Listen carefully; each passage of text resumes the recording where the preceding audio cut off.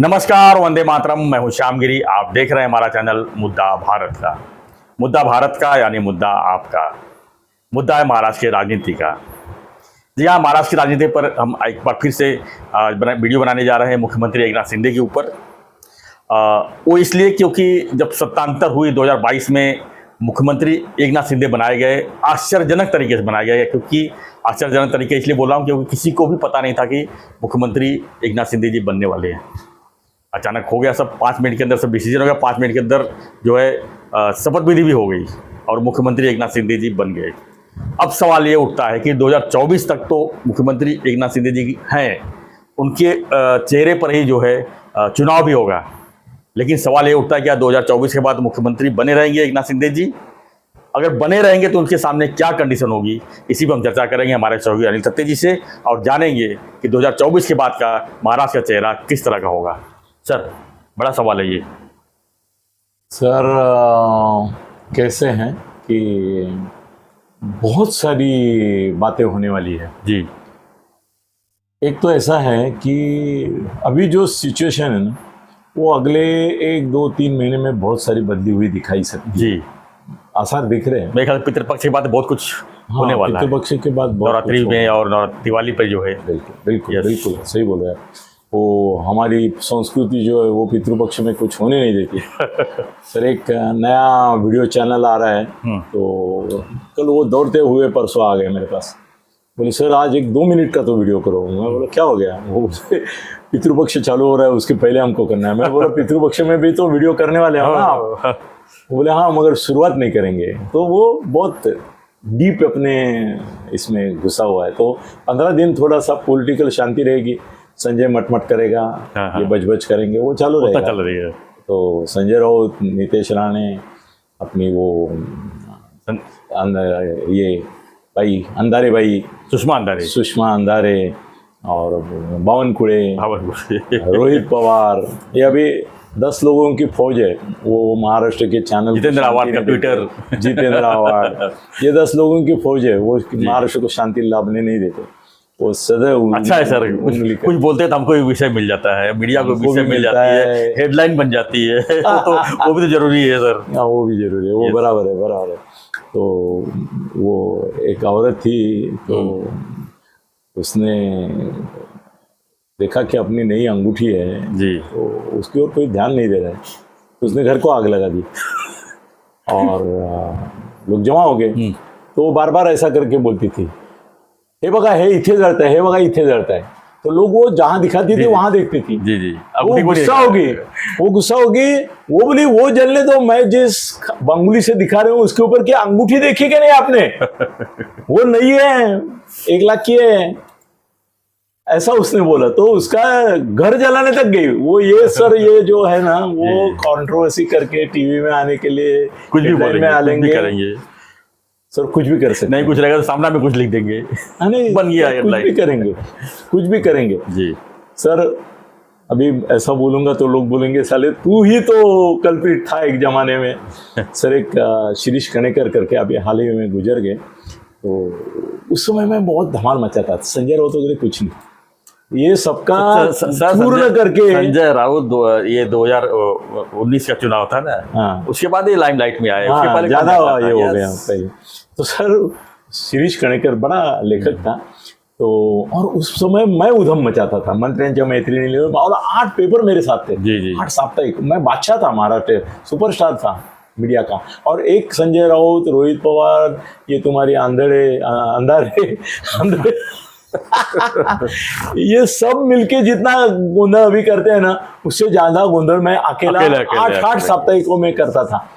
तो और ध्यान खींचना मेरा था, एडवर्टाइजमेंट बहुत करता था सब जगह। तो उसने आपका गाड़ी ही एक एडवर्टाइजमेंट था, जहाँ से गाड़ी गुजरती तो लोग देखते थे। सर कैसे हुआ, ये शिरीष कणेकर ने एक बार लिखा कि इसको उधम मचाने का और लोगों का ध्यान खींचने का अनिल को इतना आदत हो गया है कि अगर उसके ध्यान में ये आ गया कि आजकल लोग मेरी ओर ध्यान नहीं दे रहे हैं, तो ये अनिल सत्ते ऐसा आदमी है कि वो हुतात्मा चौक जाके नंगा बैठेगा, बोलेगा अभी तो देखो। मतलब संजय राउत से मैं और बदनाम था उस जमाने में। अभी वो बहुत पुराने दिन हो पुराने गए, दिन हो गए। वो 80 के आसपास के दिन थे। 3 दशक गए, 3 दशक गए, 2 दशक ये और वो 2 दशक सर, 4 दशक। 4 दशक, 3-4 दशक पहले की बात है।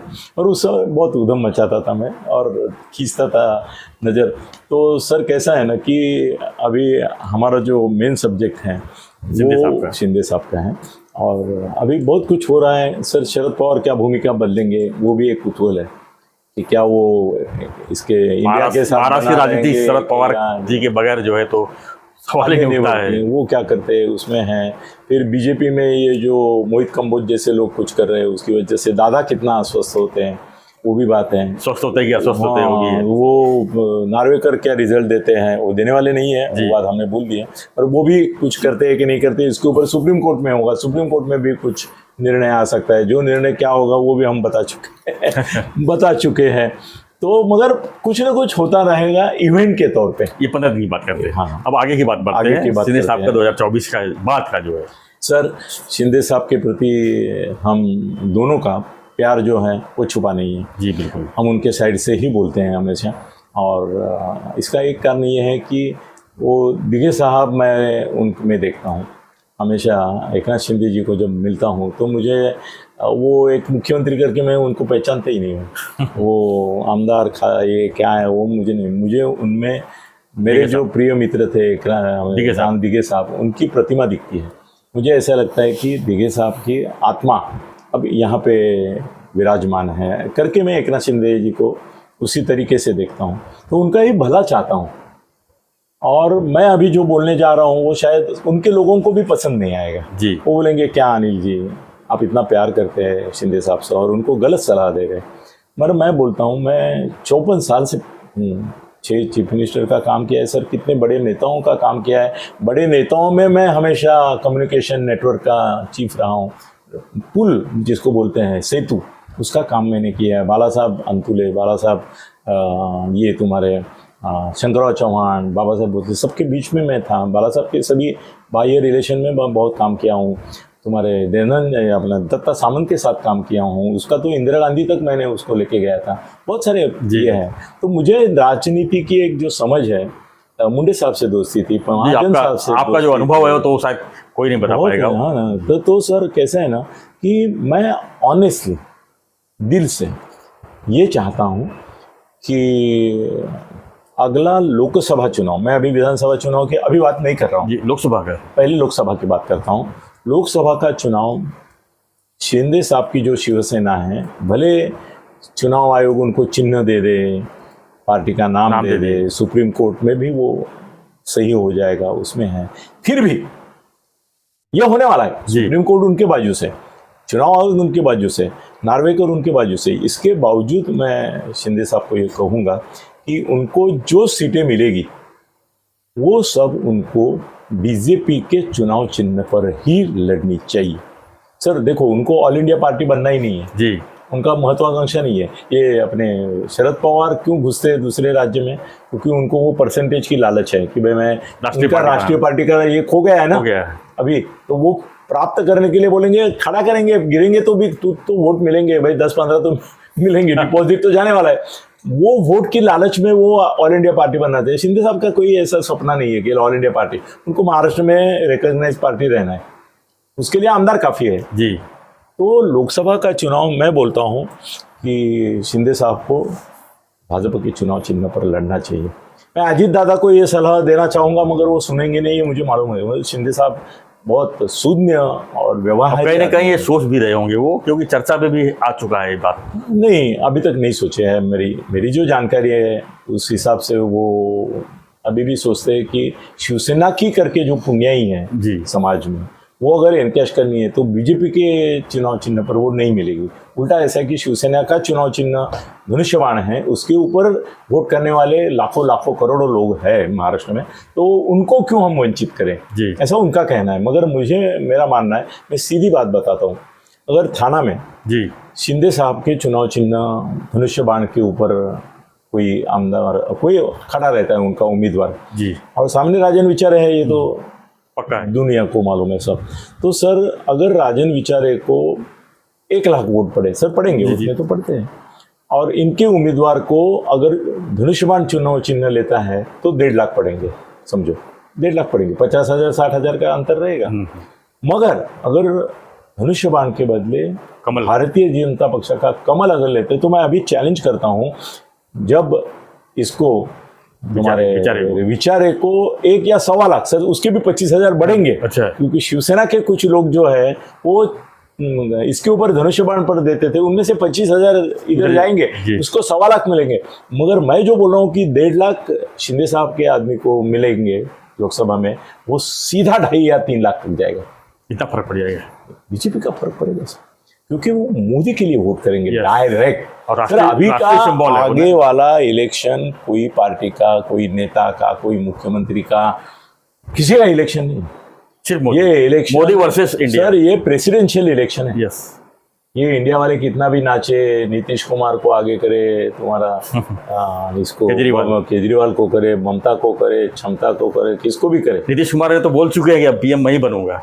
नहीं वो छोड़ो, मगर ये सीधी टक्कर जो है जी, वो मोदी वर्सेस जो भी रहेगा, वो एक अज्ञात भी रहेगा तो Modi versus all. Modi versus all, correct, आपने सही इसके बारे में बोला। तो मोदी को लोग वोट देना चाहते हैं और वो इतनी संख्या में देंगे। सर मैं फिर से बोल रहा हूँ, वो होने के बाद तो मोदी के सिवा कुछ चारा नहीं रहेगा। सर मैं तो इतना भी सोच सकता हूँ, अगर लास्ट मोमेंट पे इनको कॉन्फिडेंस आ गया कि पाक वक्त कश्मीर हमने मुक्त किया है, गिलगिट शामिल कर लिया है, बलूचिस्तान शामिल कर लिया है भारत में, ऐसा अगर इनको एहसास हो गया और अभी भारत में तो 400 सीट ऐसे ही बीजेपी की आएगी, तो वो सर इन लोगों को बोलेंगे तुमको 5-5 देते, लेना है तो लो, नहीं तो नहीं है। बीजेपी है वो कुछ भी कर सकती है। क्या बोलेंगे लोकसभा हम अलग से लड़ते हैं, बल पे आप असेंबली में साथ में रहेंगे, और इनकी मजबूरी होगी। तो उससे अच्छा है कि अभी से हम लोग बोले कि भाई हमारे लोग जो है, हमको कितना दे रहे हैं आप, वो सब हम सीटें बीजेपी के चुनाव चिन्ह पर लड़ेंगे।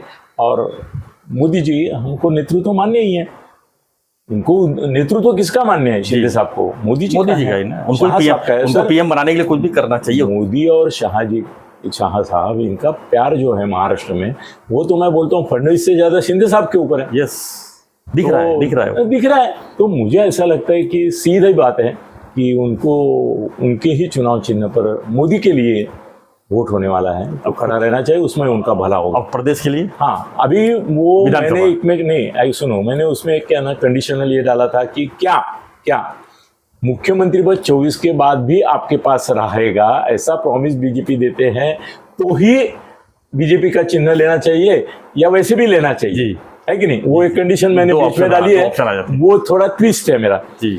तो मैं ये बोलूंगा कि देखो, वो तो अभी उन्होंने फडणवीस ने और अमित शाह ने घोषित किया है कि 24 का चुनाव हम इनके ही चेहरे पे लड़ेंगे। सर चेहरे पे चुनाव लड़ने के बाद थोड़ा उनको 24 के बाद निकालेंगे, नहीं मुख्यमंत्री रखेंगे। और उनको अजीत दादा परवड़ने वाला है क्या? अजीत दादा मुख्यमंत्री है, और फडणवीस को तो वो ऊपर काटने के ऊपर लगे, तो फडणवीस भी नहीं है पिक्चर में, एक ही आदमी है मोदी शाह का मुख्यमंत्री उम्मीदवार यही है। फडणवीस के ऊपर एक न्यूज सुना मैंने, पता नहीं सही नहीं, आप बताइए जरा, कि फडणवीस को लोकसभा चुनाव जो है पुणे से लड़ाया जाएगा और उनको नहीं पुणे से देवधर करके है, सुनील देवधर करके, वो पक्का हो गया अभी। अच्छा, उसमें कोई दिक्कत नहीं है। नागपुर में गडकरी को उठा के इनको करेंगे क्या, ये सवाल अभी बाकी है। और सर आप बिलीव करो, ये सिंधिया अपना माधवराव नहीं, उसका बेटा, अच्छा, ये अभी जो मंत्री है ना केंद्र में, उसको आमदारकी के लिए खड़ा कर दिया आज बीजेपी ने। मध्य प्रदेश 3 केंद्रीय मंत्री, ज्योतिरादित्य सर, 4 खासदार, 3 मंत्री केंद्रीय, और ज्योतिरादित्य को आज इसमें मध्य प्रदेश में असेंबली के लिए भेजा। देखो बहुत बड़ा गेम चेंजिंग हो रहा है। हाँ सर, मध्य प्रदेश जीतना है तो बाजी लगा, ये बीजेपी है सर, ये बाजी लगाते हैं। और मैं बताऊं, ज्योतिरादित्य सिंधिया को बोला गया है तू चुनाव लड़ो, मुख्यमंत्री बनो सीधा। सर वो उनका मुख्यमंत्री पद का चेहरा हो गया।